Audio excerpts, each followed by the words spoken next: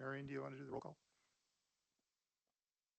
Yes, Commissioner Doba, Here. Commissioner Bills, Here. Commissioner Paul, Here. and we do know that Watsack is absent today. Commissioner Nauman, Here. Commissioner Garcia, Here. and Commissioner Vane. Thank you, Marion. Thank We you. do have a quorum, so we'll go ahead and get started. The next item on the agenda is public participation. This is the open mic part of our Water Commission meeting where the public can address the commission about any item that's not on the agenda. Please state your name and address for the record. We're not permitted to discuss the item or take any action on it, but the commission may respond to any criticism made by those addressing the commission and ask staff to review a matter or ask that a matter be placed on a future agenda. I don't believe we have anybody here. Is there anybody here from the public that wishes to address the commission? I don't see any. So with that, we'll move on to the approval of the minutes from the May 15th meeting. I have one correction. Does anybody else have any corrections or comments regarding the minutes from last month's Water Commission meeting? And a gut check from everyone. I thought I had, and I couldn't find it, but I was just scanning it. Asked for maybe it was a new business. I thought legislative updates or like things that the city was watching water related at the legislature, if somehow that could be incorporated into the commission or updates, but I don't see it in the notes, but I could be misremembering when I said that. So I just wanted to flag that in case anybody else remembers.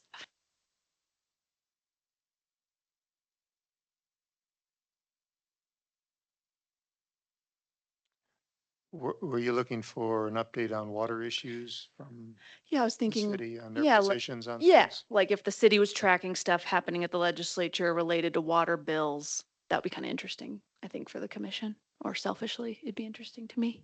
Um,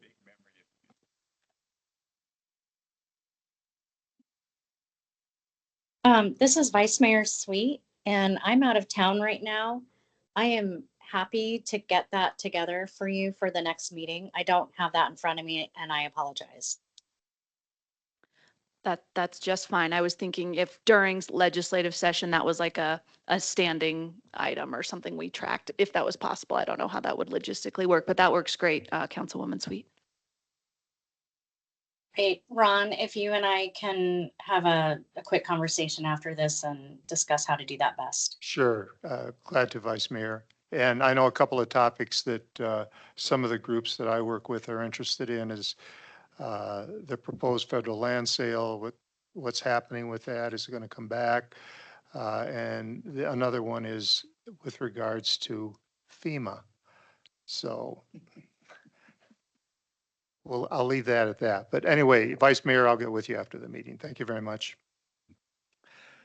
Do we have Thank you. any other comments about the minutes?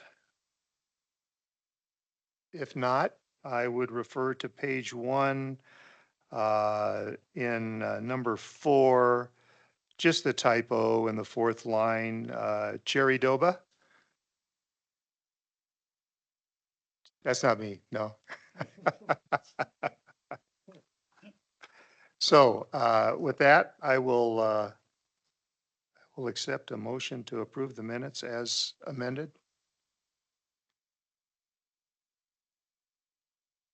I move to approve the minutes as amended. Do we have a second? Second. Motion's been made and seconded. All in favor, please say aye. Aye. Aye. Aye. Any opposed? With that, the minutes are approved. Thank you. And we'll go on to the next item. One item that we do have on today's agenda is the city's land acknowledgement. And this is with regards to a redraft of the city's land acknowledgement. Lee or Rose, are you going to present this item?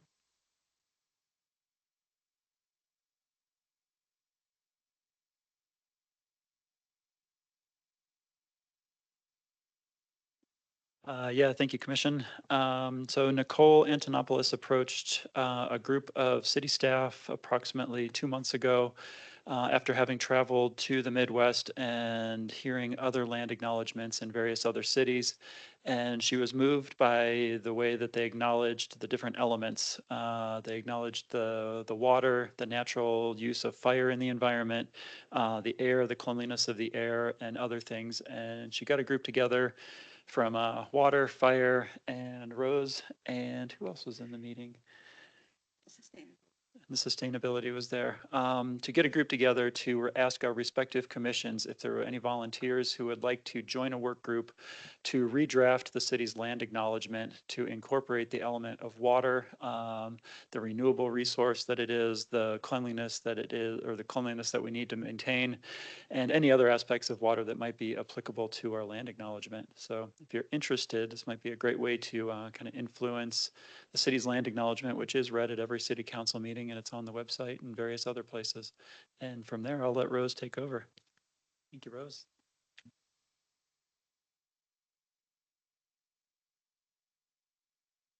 Good afternoon, evening, I guess. Thank you, Chair, and also the Commission for inviting me, as well as Lee. Appreciate that. I want to just read, first I'm going to introduce myself in my native language. I'm born, who I am, who I'm born for, and who my grandparents are. They're clan members, they're clans anyway. So, Shea Tachitni no Da'in Shlido Kinlachitni Bashichin, Ashkahazoi Dashinaldo Ashin Dashiche. So those are the 4 clans that I have that identifies who I am through my mother, my father, and both my maternal and paternal grandparents. My name is Rose Tohi, and I am the Indigenous Affairs Administrator here at the city. And then I also am the staff liaison for the Indigenous Commission. So when we talked with Nicole and others, she was the one who had traveled, and I'll read that to you just so you have an semblance of where this is coming from, and also where we're hoping that it goes. So in Minnesota, they talked about. I'll read you what their acknowledgement is. And Minneapolis is a group. So Meet Minneapolis acknowledges and honors the Lakota Yate, which is Dakota people, who are the original stewards of the magnificent land and vibrant waterways of Minneapolis. The Dakota, as well as Ojibwe and other indigenous people, care for the land, lakes, and the Mississippi River for thousands of years before the arrival of Europeans. Today, this place continues to hold significant spiritual and cultural importance for the strong, resilient, and growing Indigenous community in Minneapolis and Minnesota. This acknowledgement is just the start of our journey as we continually strive to tell the rich and diverse story of Minneapolis. We are creating partnerships and alliances, convening conversations, and creating increased engagement and consultation with our Native American community. We are actively learning more about the true history of the Indigenous cultures, customs, and narratives of this place so that we have a more grounded foundation with which to promote Indigenous art, culture, food, place of interest, and collaboration to our customers and visitors. We invite you to learn more about the Dakota, Ojibwe, and other Indigenous people of our area, as well as the non-colonial history of Minneapolis and Minnesota. So that's where she got the idea. In this acknowledgement, it acknowledged the people, it acknowledges the land and the water. And basically, she's never heard anything about water before in land acknowledgement. And so she was very moved by this. And so we started talking about it. And I told her, Willie, really what we need to do, I think, which will be kind of honoring all the elements that give us life wherever we are in the world. There's the earth, the land, there is the water, and then there's the air, and then there's fire. So we talked about that, and each of these elements hold um, a sacred place in the ceremonies and songs in the life ways of Indigenous people. But it's not just them. The elements also serve everybody in the world.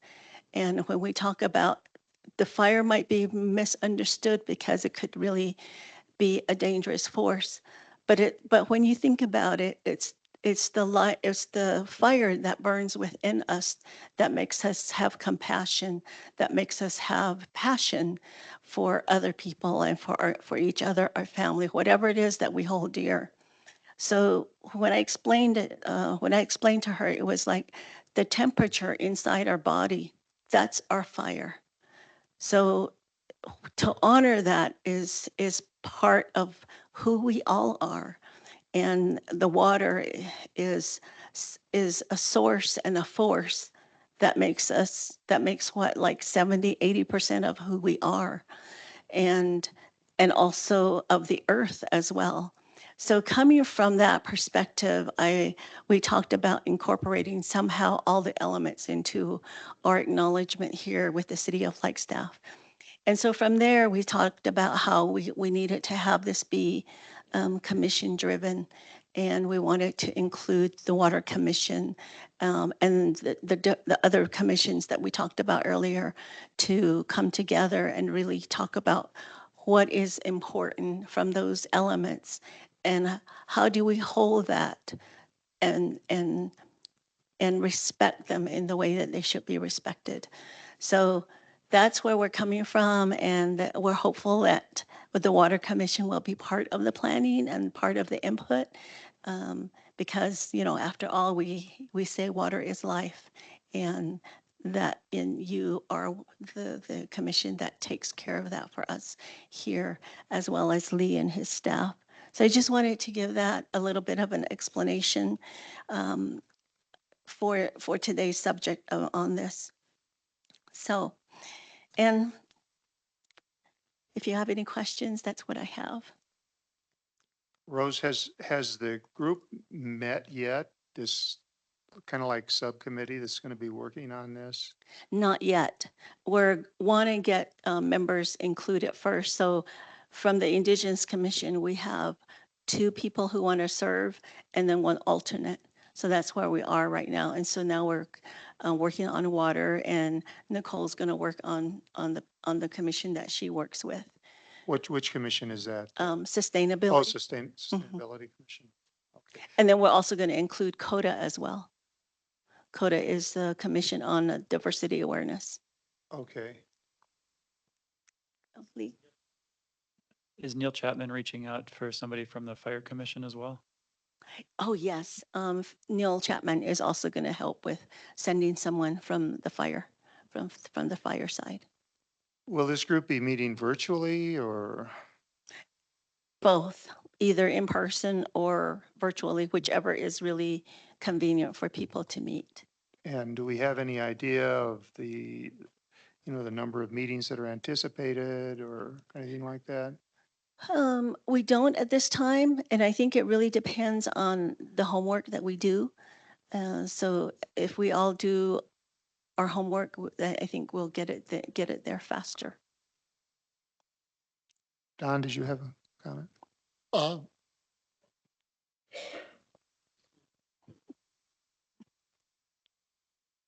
I think it's worth mentioning at this point that the Coconino Plateau Water Partnership has taken the city of Flagstaff's land acknowledgement and modified it for use by the water partnership, and it's included as part of every monthly meeting of the water partnership. Mhm. And one of the things that we did was we did include some verbiage because, you know, the Coconino Plateau Water Partnership is an organization based around water, water use, water supply, and water issues in northern Arizona. We did include some verbiage that relates specifically to water. Mhm. So it might be something that would be worthwhile to take a look at and see whether or not there are opportunities, ways to add additional verbiage to cover some of the other things you Mhm. mentioned, such as fire on the landscape Mhm. as a natural Right. process. Sounds good. And I think, and that's what I think we're probably going to do is bring forward some other areas that acknowledge just specific things and see how that all might help us develop our own. So will city staff be coming up with kind of a draft for this group to review then, or how do you No, anticipate that working? well, the commission members, the work group, they're the ones that are going to draft it. And then they're going to, and then, so it'll be more commission driven. And then from there, we'll elevate it to leadership and then to council. Okay, so the final product then will go through the city council for approval. Right. Okay, will it come back to the commissions that have had involvement in it? Yes, Through- through the process, we'll bring it back to the commissions. Okay. Any more questions from the commission? Will it be something similar to the Minnesota one you just read, or? We don't know yet, but it could be something similar. So we're just kind of like, we just want to explore all ideas and all input so that we find something that fits us here. So my understanding is the intent is to make it a little broader, to cover water and fire and air as other resources Right. and recognize that. Mhm. Okay. Yeah. So we're looking for a volunteer from the Water Commission, correct? Yes. Did you just volunteer, Don? Yeah, I'd You be raised your willing hand. to volunteer. Yeah, one or two is great. I did have some involvement helping develop the one for the water partnership, Coconino Plateau Right. Water Partnership. So Yeah, we read that off every time we have a meeting. So do we have anyone else that would like to volunteer?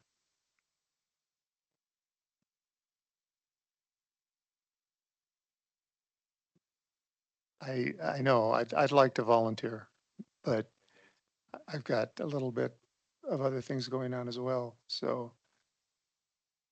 Okay, I guess we have Don Bills from the Water Commission is going to be our representative with this group. That sounds that great. okay? Thank you, Commissioner Bills. I really appreciate it. All well, right. you're welcome. Thank you, Don. Before we close this topic, I have one more question. You mentioned that this would eventually be elevated to the city council for, I guess, approval in some sense. Is there any intention, and in the past, has there been approval or review by the native community at all? In other words, Yes. whether it's suitable and whether they feel that it encompasses Mhm. everything they'd like to see? And we can do that. We can add other community members. But right now, the working group will include members of the Indigenous Commission. I see. Okay, thank you. Mhm. Yeah, that seems completely appropriate and in fact necessary. So, Thank you. thank you. All right. I really appreciate your time so much. Thank you. Lee? I just put an example of the Coconino Plateau's land acknowledgement in the chat for anybody who's interested. You can click on the link.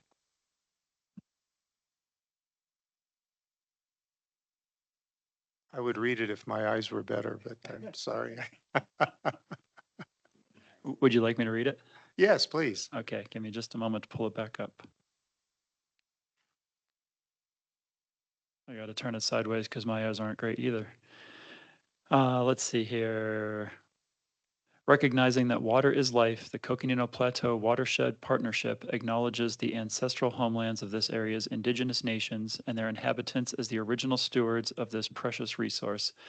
These lands, still inhabited by native descendants, border mountains sacred to indigenous peoples. We honor them, their legacies, their traditions, and their continued contributions. We celebrate their past, present, and future generations who will forever know this place as home. And I think what we did is we looked at the city of Flagstaff's land acknowledgement and worked from that to try and get water into it. So it might be applicable a starting point, for the discussion for this modified one. So we're part of the way there already, Rose.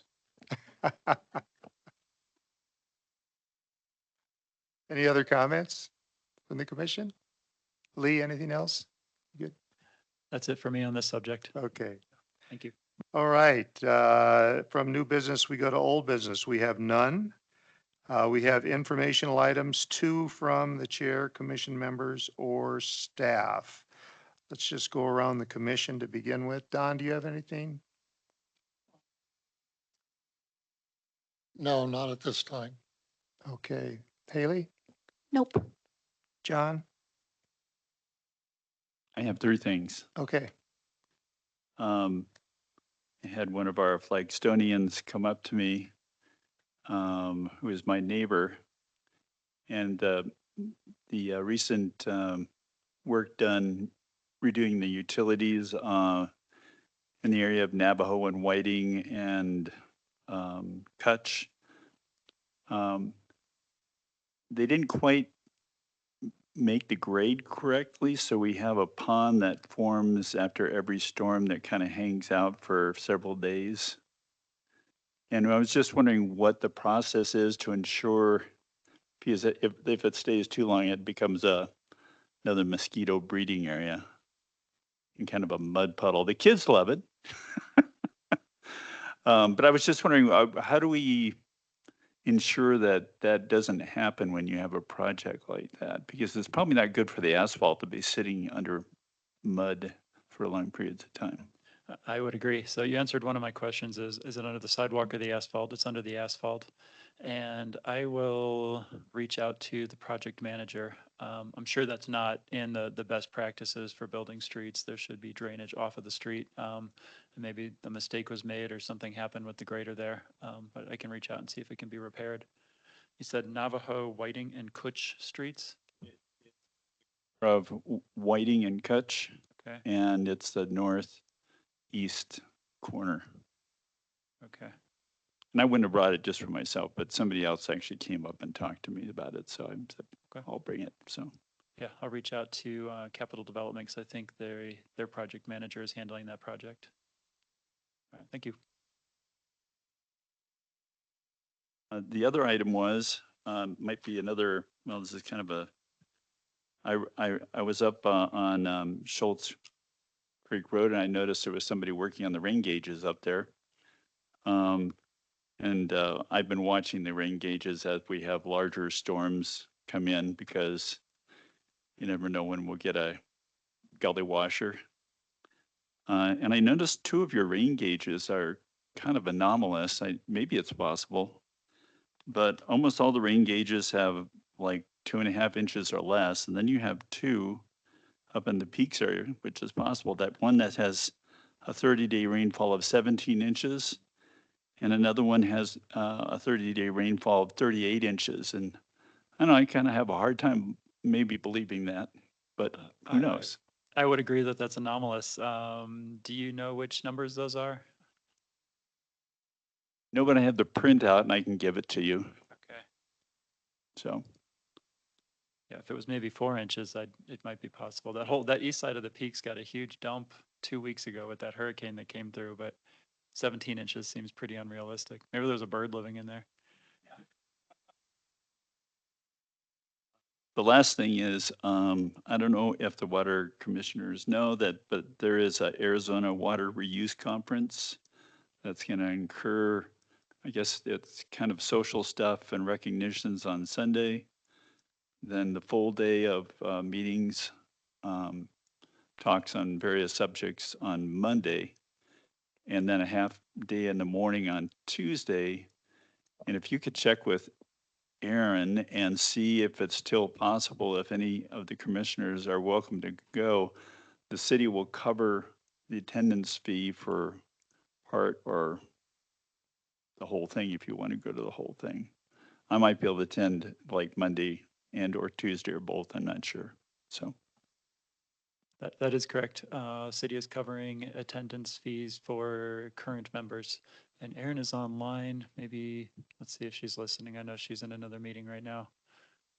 as to whether it's too late to register or not. There was a cutoff date. Erin, are you listening?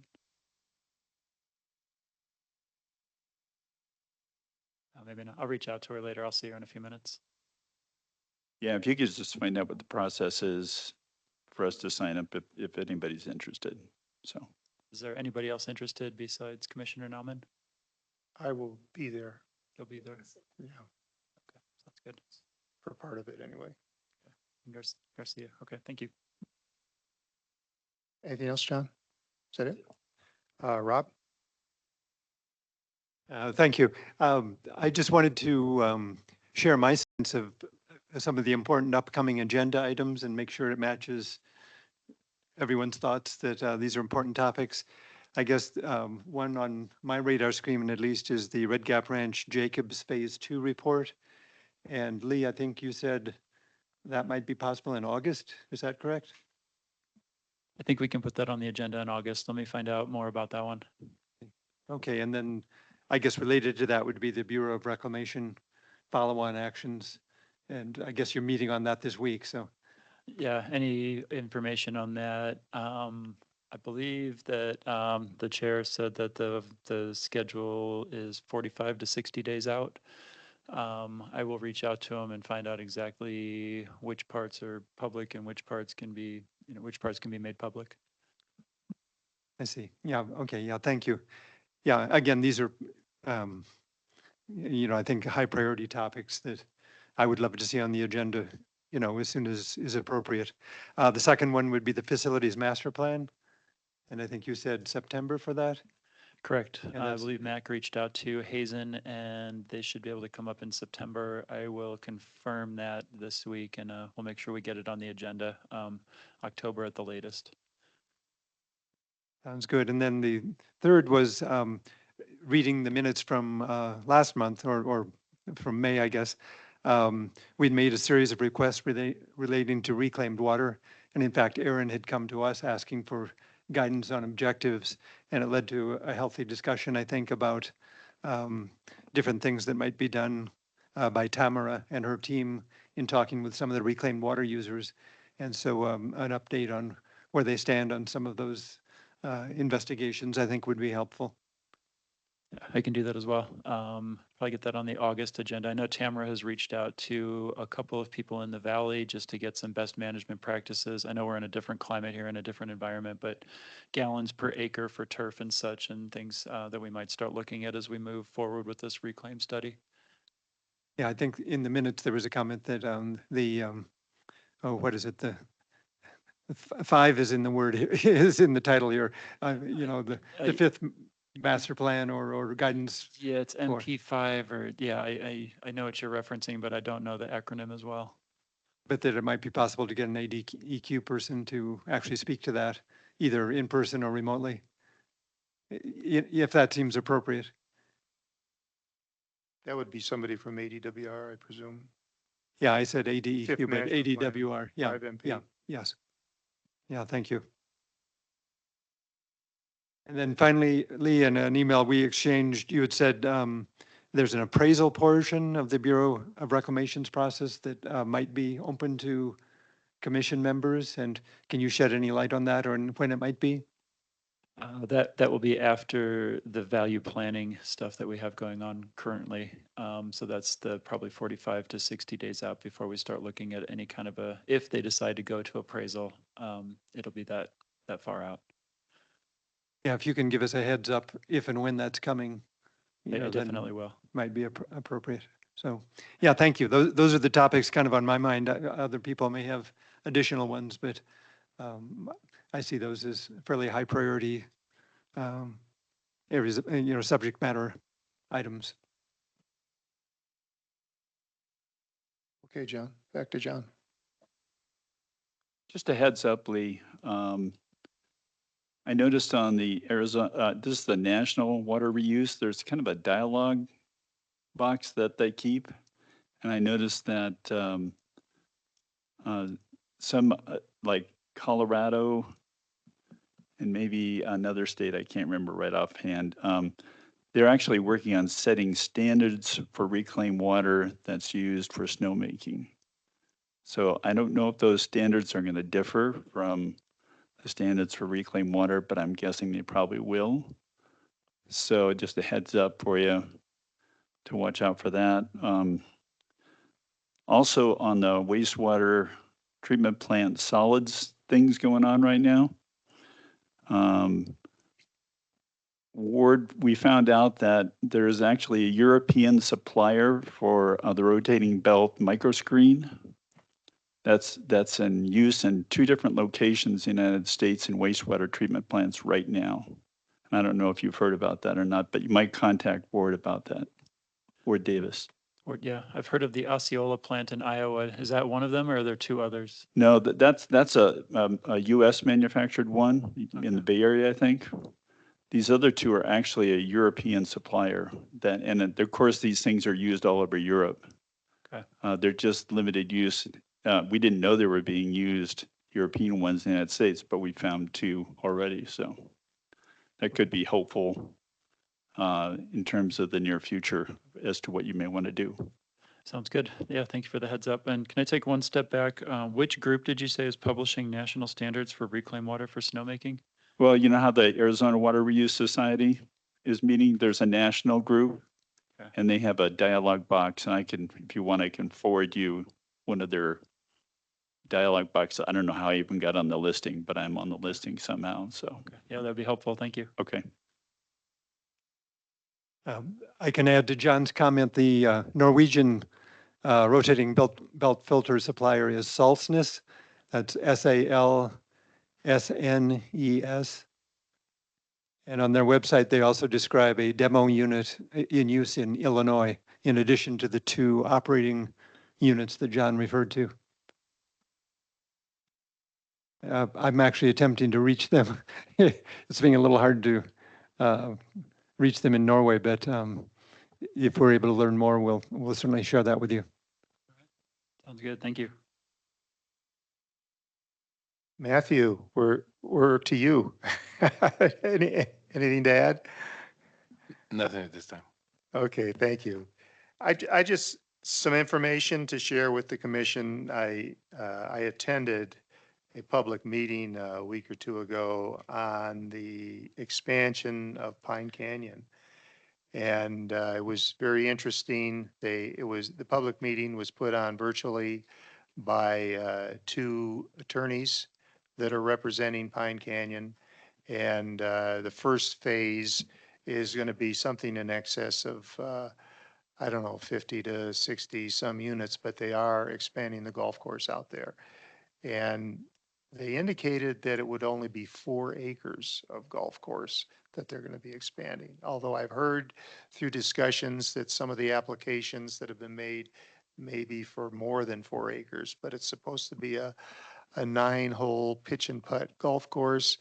And all the questions that I asked with regards to historical water use or anticipated water use or whatever got no answers. So, and it was one of these, we'll have to get back to you things. So it's going to be interesting to kind of follow up on that project. But it does look like they're making the effort to move it forward out there. So that's all I had. Vice Mayor, do you have anything? I Vice Mayor? don't. I appreciate the questions that were asked from the other commission members. And other than that, council's on break. I'm at a conference right now and taking a break from the conference to join the meeting, and good discussion for sure. So thank you. Okay, thank you. Lee, anything? Yes, I have a couple bullet points. Thank you. Commissioners made my list shorter because I had treatment facility master plan, reclaim discussion, and Pine Canyon on my list. So we made it through those. In addition, just wanted to say that we have now, we're employing a flood director. It's monsoon season. There's a person permanently on call. When the rain gauges start to ping, they will alert when they hit certain action levels, just to keep those communities in the Spruce Wash safe where the projects are not yet complete and ready for a full capacity to deliver or convey water out of the city. We also, they're being paid this year too, which is a big step. So before there was a volunteer and there was no small amount of griping. It was And there were no teeth also, so if somebody didn't show up, it was a volunteer position, so there was no repercussions. They're now being paid. It's on-call city policy, which is sober and in the county, and you have to be able to respond within an hour.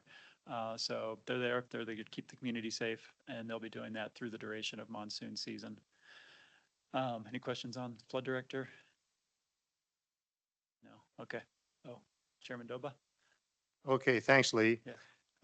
Any final comments Oh, yeah, before we? I had one more point or one Okay. more thing to bring up. There's been some discussion about Dunham Street. It's a county island on the west side of town, kind of near the Maverick or across from where the Daily Sun used to be off of old Route 66 there, Business 40, sorry. They have not officially asked yet, but they are requesting to hook up to city sewer.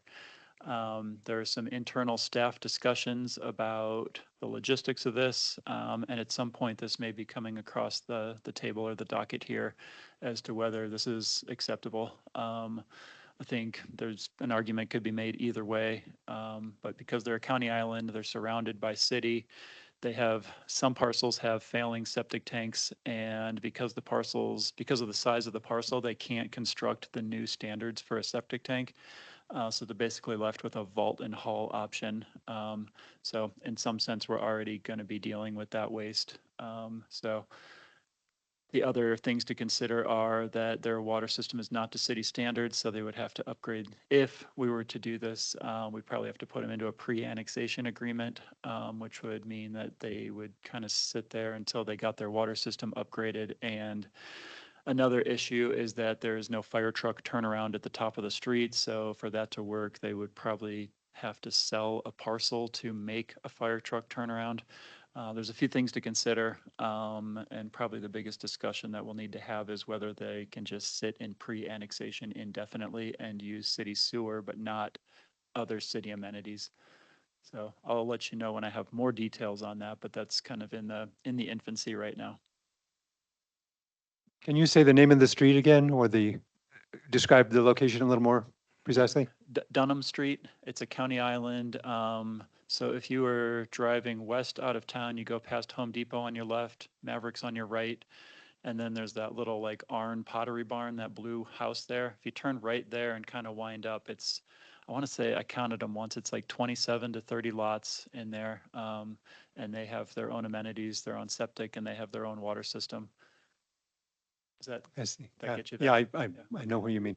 Have they requested to annex, Lee? They have not requested to annex. That was thrown out by city staff. They have requested sewer, and that kind of, opened the development process for if we give you sewer, then we give you water, then you upgrade your streets, then you need fire hydrants, then you need fire service, you need trash service. Just kind of focusing on the issue at hand, though, is that they have failing septic tanks. So they have not requested to, and I don't know if that's their sentiment. Yeah, they used to have one well out there and it was all Yep. private water company out there. Correct. Yeah, is it Jim Thompson, I believe? Thompson, yes, Runs that Wayne well. Thompson. Wayne Thompson. Okay. I don't know if he's still around. I'm not sure either. Yeah. It's a private water system. They have their own storage tank. They have their own distribution system and meter readers, et cetera. And then they're all on like waste management or, franchise trash pickup. Right. Okay. Anything else? I might want to just make one Sure. comment. Marion told me to say, report to the Water Commission. So I know we talked about it before the meeting started, but to make it official, this is a draft version. We'll get the signed copy out next week and we'll get it published. Just wanted to say with regard to Pine Canyon that it would set a real poor precedent for the city to allow another whatever size golf course they're putting in there.